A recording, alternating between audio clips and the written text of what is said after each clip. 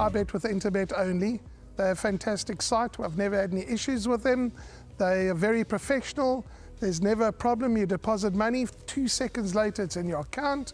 You withdraw, which I do very occasionally, and I believe it's also 2 seconds it's in your account.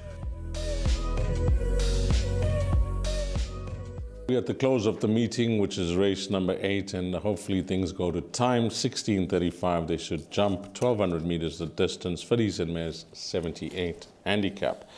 Now this is where things close off. I think the pick 6, you're either going to have to just take a bold stance and say, I'm going with my numbers, I'm not looking for any spooks. Or if you're on the other side of the coin, you say, I'm looking for a result, and you play for it. I like 2 runners here, Sheldon, but I'm not entirely convinced that they're good enough for the pick 6. We mentioned earlier on that it's tough going for horses that are recent maiden winners, first out the maidens, but there are certain horses that will grab you. You'll say, I'm going to follow this until it gets beat. This is one of them. This very lucrative, a 1.4 million rand purchase. The way she won first up, I know that she may have come under the radar if you look at her betting at around 7-1. But the fact is, she looked like a consummate professional. You know, often there are excuses for these horses when they run first up. Even when they win, there are excuses on how they raced, and you know, they can only learn from the experience. She looked like she's been there, done that. In a big field of 16 runners, you can easily get lost having your first day at school. She wasn't. She was slow out, last, moved up 400, asked a question, that was it, she won going away. If you look at her progression in that race, go and watch the replay, you'll see exactly what I mean about knowing how to race. This filly looked like she's got big potential. She could have that X factor about her, because the way she came from that impossible position, I mean, she was back 60, she ran on powerfully, and once she got into the clear and she really took off, she showed that she could be anything in the making. And I always say an unbeaten horse is very dangerous, because she could be a grade 1 material horse, we're not sure. Yes. She could be anything in the making. The fact that she came out first time to win, probably just on her ability and her class, having that run under the belt, and that was also, of course, a distance win, so that was over 1,200 meters, and absolutely bounced away. Now going around the turn, I think this is a horse who's going to enjoy the tempo on and really be quickening up well at the business end. If we're looking for a little bit of a roughie, a horse called Calling All Angels number 7, which is trading at around 16-1. Last time? 100% right, from 25-1 down 8-1. They tried the blinkers over the 1,000-meter trip, dropped down to a 62. And another horse that earlier on, as you mentioned, the handicapper, she was a 90. She's now a 62 with 52 kilograms on the back. I think number 7, Calling All Angels, if things work out for her, could be a massive runner. So 4 lucrative. Number 7, Calling All Angels.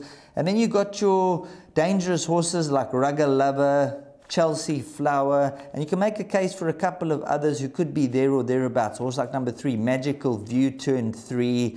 But I think the lucrative opposition, number 4, that could be the horse they all have to set their sights on. And for me, the value, I'm going to take a chance with number 7, Calling All Angels, and hopefully she can bring her A game to the course. Well, it's the older horses versus the younger horses. When I say younger horses, the horses that just turned 3.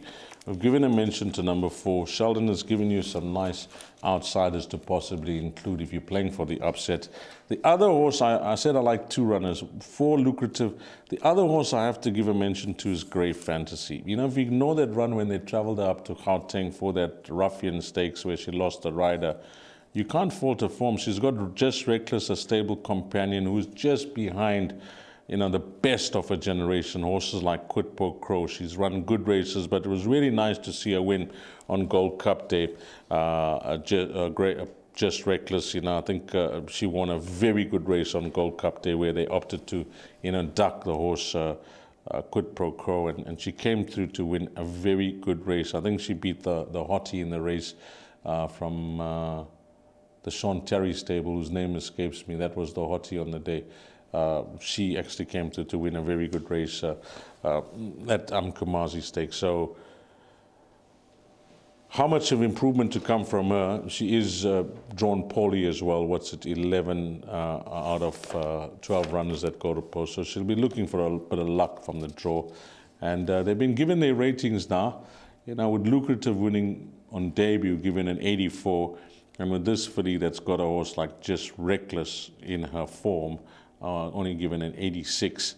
We'll see if the handicapper's got it right between the two, because we'll watch these ratings closely now on how these youngsters are rated. But I like the two younger horses, 4 and 11, but I like your thought process with number 7 as well. So between 4 and 11, I think those two runners good for the place accumulator. Pick 6, maybe if you're not in the camp of these younger horses, you can play wider.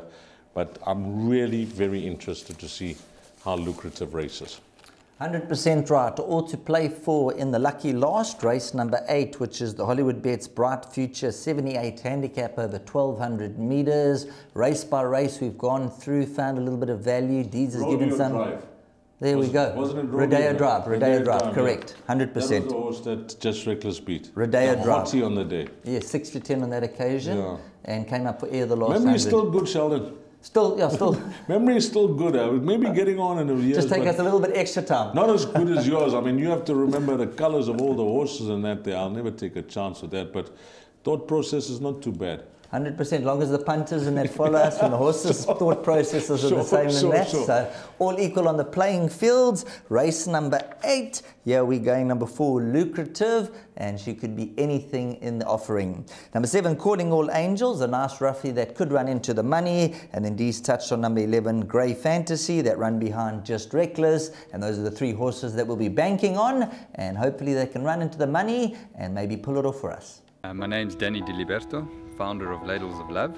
It was founded back in 2014. Communities we work with are all over the peninsula, and we're working with 138 beneficiaries now. We've grown exponentially. We've been able to do that because of all the kindness that we have experienced from individuals and corporates such as Interbet, who just want to be part of the change.